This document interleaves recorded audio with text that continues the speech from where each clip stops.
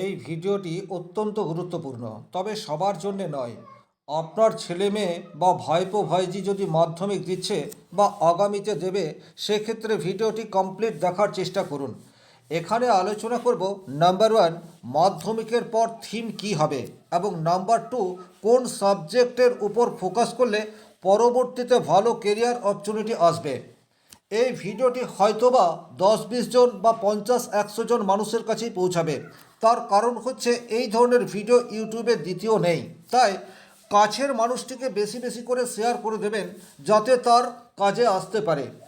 নমস্কার, আরও একটি নতুন ভিডিওয় আপনাদের স্বাগত জানাই। আমি শ্রী বিশ্বজিৎ। মাধ্যমিক এমন একটা জায়গা, যে জায়গার পর থেকে আপনার কেরিয়ার এই বিষয়টিকে লক্ষ্য রেখে পড়াশোনার সাবজেক্ট সেটি চয়ন করতে হবে। এবং দ্বিতীয়ত, ছেলেমেয়ের কোন জায়গাতে বা কোন বিশেষ সাবজেক্টের উপর নলেজ রয়েছে, বা কোন বিষয়টি অতি সহজেই আপনার ছেলে অথবা মেয়ে রপ্ত করতে পারে, এই বিষয়টিকেও মাথায় রাখতে হবে। এবং এক্ষেত্রে কিন্তু তার জন্মকুণ্ডলী বা হরোস্কোপ সবচেয়ে ভালো জায়গা। হরোস্কোপ থেকে কিন্তু গ্রহগত অবস্থান এবং দশা অন্তর্দশা বলবে আপনার ছেলের জন্য কোন থিম উপযুক্ত, অদূর ভবিষ্যতে কী ধরনের বা কোন সাবজেক্টে ফোকাস করলে ভালো কেরিয়ার তৈরি হতে পারে। যেমন আজকের যে উদাহরণ কুণ্ডলীটি নিয়েছি, এই জাতকের বার্থ ডিটেলস এখানে দেওয়া রয়েছে। জাতকের লগ্ন সেটা হচ্ছে ধনু রাশির উপর লগ্ন পড়ছে, এবং লগ্নেই রাহু অবস্থান করে রয়েছে। পঞ্চম ভাব থেকে আমরা হায়ার স্টাডি এই বিষয়টির বিচার করব। তাহলে পঞ্চম ভাবে রবি এবং বুধাদিত্য যোগ তৈরি করে রেখেছে। সুতরাং এখানে বলা যেতে পারে যে জাতকের মধ্যে বুদ্ধিমত্তা এই বিষয়টি তো ডেফিনেটলি রয়েছে। তবে যেহেতু লগ্নে এখানে রাহু অবস্থান করে রয়েছে, একই বিষয়ের উপর কনসেন্ট্রেশন লেভেল এটা কিন্তু অপেক্ষাকৃত কম থাকছে। গুরুত্বপূর্ণ বিষয় থিম চয়ন করার জন্য আপনাকে দেখতে হবে পঞ্চম ভাবের অবস্থান এবং আপনার লগ্ন, এই দুটি বিষয়কে পরিষ্কার দেখলে তারপর স্থির সিদ্ধান্তে আসতে হবে সায়েন্স, আর্টস না কমার্স, কোন সাবজেক্ট আপনার ছেলের জন্য উপযুক্ত হতে পারে। তাহলে ধনু লগ্ন বৃহস্পতি প্রভাবিত এবং একটি দ্বিস্বভাবযুক্ত অগ্নিতত্ত্বের রাশি। সুতরাং দ্বিস্বভাব এটা কিন্তু কোনো অস্বাভাবিক ঘটনা নয়। যার মধ্যে নলেজ রয়েছে, জ্ঞান রয়েছে, তার কিউরিসিটি থাকবে, জানার অদম্য ইচ্ছা থাকবে, সেটাই কিন্তু স্বাভাবিক। তাহলে এখানে লগ্নটা কিছুটা হলেও দুর্বল হয়ে গেছে রাহু অবস্থান করার জন্য, কিন্তু এখানে লগ্নপতি সে স্ট্রং অবস্থাতে রয়েছে। লগ্নপতি বৃহস্পতি সে কিন্তু তার নিজের রাশি মীন রাশির ঘরে অবস্থান করে আছে। তাহলে লগ্নে এখানে নিচস্থ রাহু থাকার জন্য যতটা ডিস্টার্ব আসবে, ততটা ডিস্টার্ব ক্রিয়েট করতে দেবে না রাশির অধিপতি বা লগ্নের অধিপতি বৃহস্পতি তার মূল বা নিজের রাশিতে অবস্থান করার জন্য।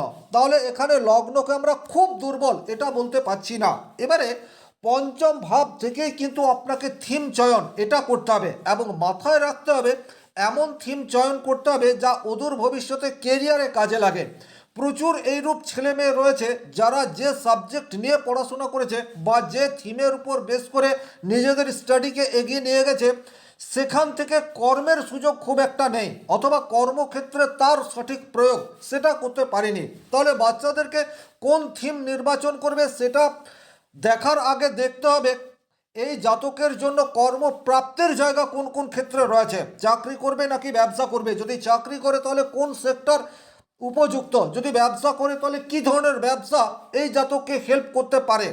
এই বিষয়টি বোঝার পর যদি আমরা থিম নির্বাচন করি, তাহলেই কিন্তু জাতককে বা ছেলে মেয়েকে ভালো কেরিয়ার দেওয়ার সুযোগ আমাদের কাছে থাকবে। তাহলে এখানে পঞ্চমভাবে বুধ সে কিন্তু অত্যন্ত শক্তিশালী। এবারে হায়ার স্টাডির বিচার যেহেতু পঞ্চম ভাব এবং নবম ভাব থেকে হয়, আপনারা দেখতে পাচ্ছেন ধনু লগ্ন সাপেক্ষে নবম ভাবের অধিপতি গ্রহ হচ্ছে রবি, সে পঞ্চম ভাবে অবস্থান করে রয়েছে। তাহলে পঞ্চম ভাবে নবম ভাবের অধিপতি কোন প্রতি গ্রহ কোণে অবস্থান করছে, সুতরাং এটিকে একটি রাজযোগ বলা যেতে পারে। আবার বুধের সংস্পর্শে রয়েছে, সুতরাং পঞ্চমভাবে বুধাদিত্য রাজযোগ এটি তৈরি হয়ে রয়েছে, এটি কিন্তু আমরা ডেফিনেটলি দেখতে পাচ্ছি। তবে গ্রহের বলাবল এটিকেও কিন্তু অত্যন্ত গুরুত্ব সহকারে দেখতে হবে। গ্রহের বল নির্ধারণ করার জন্য ডেফিনেটলি গ্রহের ডিগ্রি এটা দেখার প্রয়োজনীয়তা থাকছে। এখানে যদি আমরা গ্রহের ডিগ্রিকে দেখি তাহলে লগ্ন রয়েছে 13 ডিগ্রিতে এবং পঞ্চমভাবে যে দুটি গ্রহ অবস্থান করে রয়েছে রবি এবং বুধ, এই দুটি গ্রহকে কিন্তু অত্যন্ত মনোযোগ সহকারে দেখতে হবে। বুধ এখানে 8 ডিগ্রিতে রয়েছে, সুতরাং বুধ অনেক বেশি শক্তিশালী এটা বলা যেতে পারে। এবং রবিকে যদি দেখা যায় তাহলে রবি রয়েছে 29 ডিগ্রি 44 মিনিটে, তাহলে বুধ এবং রবির মধ্যে ডিগ্রিগত দিক দিয়ে অনেকটা ফারাক এটা দেখতে পাওয়া যায়। বুধ এখানে 29 ডিগ্রিতে আছে, সুতরাং ডিগ্রিগত দিক দিয়ে রবি কিছুটা দুর্বল এটা বলা যেতে পারে বুধ অপেক্ষা। তাহলে থিম নির্বাচনের ক্ষেত্রে আমরা বুধকে বেশি প্রায়োরিটি দেব। এবারে আরও একটা বিষয়, রবি কি এখানে খুবই দুর্বল? না, রবি এখানে খুব দুর্বল নয়। তার কারণ হচ্ছে রবি কৃত্তিকা নক্ষত্রে আছে, অর্থাৎ নিজের নক্ষত্রে রয়েছে। তাহলে কোন প্রতিগ্রহ রবি সে নিজের নক্ষত্রে রয়েছে, সুতরাং এখানে রবি সেও স্ট্রং। তাহলে আমরা বলতে পারি পঞ্চম ভাবে যে বুধাদিত্য যোগ তৈরি হয়ে রয়েছে, এই যোগ অ্যাক্টিভেট অবস্থাতে রয়েছে। পঞ্চম ভাবের অধিপতি গ্রহ মঙ্গল সে কিন্তু কর্কট রাশিতে নিজ ক্ষেত্রে অবস্থান করে আছে। নিজ ক্ষেত্রে অবস্থান করার জন্য পঞ্চম ভাবটি কিছুটা হলেও দুর্বল হয়েছে। তবে পঞ্চম ভাবের অধিপতি মঙ্গল সে বুধের নক্ষত্রে রয়েছে। তাহলে কিন্তু আমরা থিম নির্বাচনের জন্য বুধকেই সর্বাপেক্ষা গুরুত্ব দেব। আবার আমরা লগ্ন কুণ্ডলিতে আসব। তাহলে এখানে আমরা দেখতে পাচ্ছি থিম সাবজেক্টের জন্যে সায়েন্স অথবা কমার্স এই দুটি বিষয়ই এই জাতকের জন্য উপযুক্ত হতে পারে, কারণ বুধাদিত্য রাজযোগ এখানে তৈরি হয়ে রয়েছে। কিন্তু সায়েন্স এই জাতকের জন্য কিছুটা হলেও অস্বস্তিকর পরিস্থিতি তৈরি করতে পারে। তার কারণ হচ্ছে এখানে লগ্নের উপর নিচস্থ রাহু অবস্থান করে রয়েছে, এটা একটা গুরুত্বপূর্ণ দিক। এবং দ্বিতীয় দিক হচ্ছে পঞ্চমপতি মঙ্গল সে কিন্তু নিজ ক্ষেত্রে অবস্থান করে রয়েছে। সুতরাং এখানে শুধুমাত্র বুধাদিত্য যোগ তৈরি হয়ে আছে বলেই সায়েন্স নিয়ে পড়াশোনার দিকে জাতককে এগিয়ে দিলে জাতক হয়তো এডুকেশনের ক্ষেত্রে বাধা এই বিষয়টি পেতে পারে। তাহলে সায়েন্সকে বাদ দিয়ে আমরা যদি কমার্সের দিকে যাই সেক্ষেত্রে কিন্তু পজিটিভিটি রেট অনেক বেশি তৈরি হতে পারে। কমার্সের দিকে গেলে আমাদের ভালো কেরিয়ার এটা কিন্তু হতে পারে। যখনই আমরা শিক্ষার সাথে কেরিয়ারকে যুক্ত করার চেষ্টা করব তখন দশম ভাব অনেক বেশি গুরুত্বপূর্ণ হয়ে উঠবে। তাহলে এই যে জন্মকুণ্ডলী আপনারা দেখতে পাচ্ছেন, এই জন্মকুণ্ডলীতে দশমভাবে শনিদেব অবস্থান করে রয়েছে। কর্মের কারক গ্রহ সে কিন্তু শনিদেব। কালপুরুষের কুণ্ডলিতে দশম ভাবের অধিপতি গ্রহ শনি, তাই কর্ম এটা শনি নিয়ন্ত্রণ করে।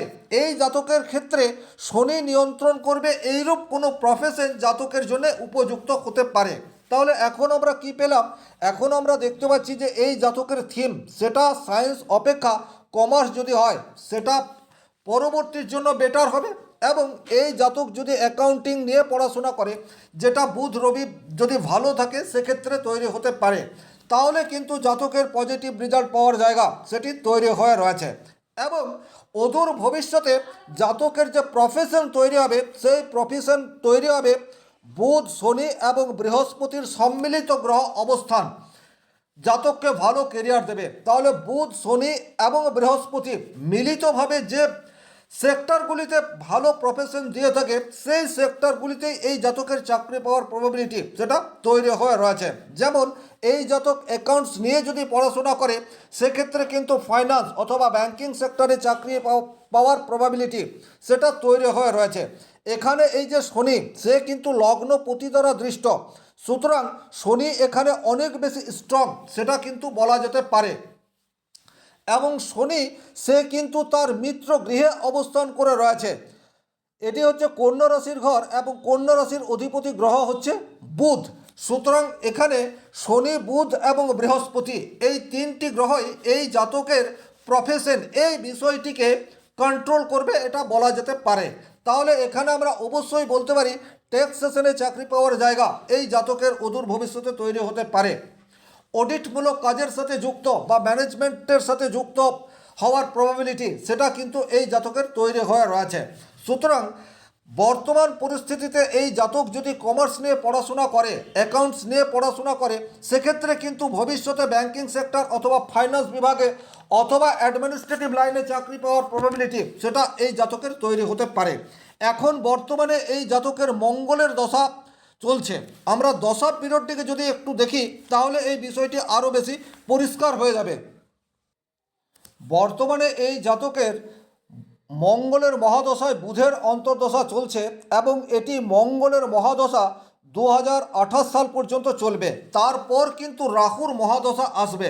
রাহু এই জাতকের নিজ ক্ষেত্রে অবস্থান করে রয়েছে। সুতরাং কর্মপ্রাপ্তির জন্য পরিশ্রম অনেক বেশি মাত্রায় করতে হবে এই বিষয়টি কিন্তু ইন্ডিকেট করছে এবং এটার জন্য উপযুক্ত থিম নিয়ে পড়াশোনা করার বিশেষ প্রয়োজনীয়তা থাকছে।